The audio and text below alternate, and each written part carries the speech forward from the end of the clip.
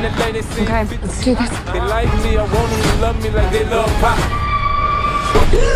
Oh, hey, you're up.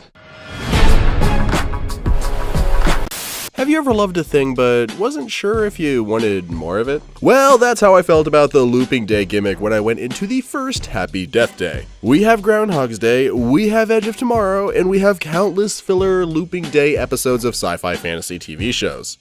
The trailer looked fun, and I love the looping day gimmick in general, I do, but do we need to see more of it? The answer turned out to be yes, because Happy Death Day was a fun horror comedy romp with a brilliant performance by its lead actress Jessica Roth. She owned that movie, and without her it would have been a much weaker film. Then the trailers for Happy Death Day 2 started playing before movies I saw, and my thoughts became, do we really need to see more of these? Jessica Roth will probably be great again, and the trailer looks funny, but how many movies can this gimmick carry? Turns out at least 2. Do not resist the beat.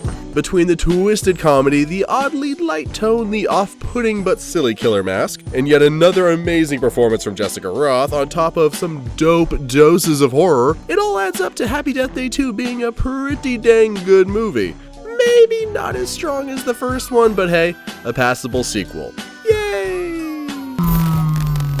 So I defo recommendo Happy Death Day to you. Not a strong recommendation, more of a catch it if you can't. Love the title though, how it hints at like the fun, twisted shenanigans of the movie. Smash that bell for the bell stuff. Loot box. Promo code. How many movies can this gimmick carry? Well, it turns out at least 2, because Happy Death Day to You is fucking awesome. Better than the first one, and probably gonna be one of my favorite movies of the year. And the reason it's better than the first one is because it made me understand the first one better. Admittedly, I only saw it once, and extra viewings might have changed that, but still, hey, what are you gonna do? Cause once you get past the dark comedy, the lovely light tone, clever pop culture references, goofy dialogue, splashes of effective horror, and Jessica Roth showing the world she needs to be in more movies, Happy Death Day to You is about depression. Now the first one was too, I mean naturally, it's a series, they should all have interconnected themes, but it wasn't until I watched this sequel that I got the full extent of the metaphor. The main character of this franchise, Tree, has been depressed since the death of her mother, and that depression has turned her into a who treats everyone around her terribly. And the first movie and its looping day were the story of her growing and learning to be a better person again. This sequel though tackles the issue of her depression more directly, going into how she needs to stop living in the past, and uses the looping day as the tool to explore that. Metaphorically, she's stuck in the past and can't move on, while literally she's stuck in these looping days and may never see tomorrow. And the day that keeps looping on her is her birthday, which was also her mother's birthday. Happy Death Day indeed. Because depression rears its head at the most inconvenient of times, ruining things that you once loved.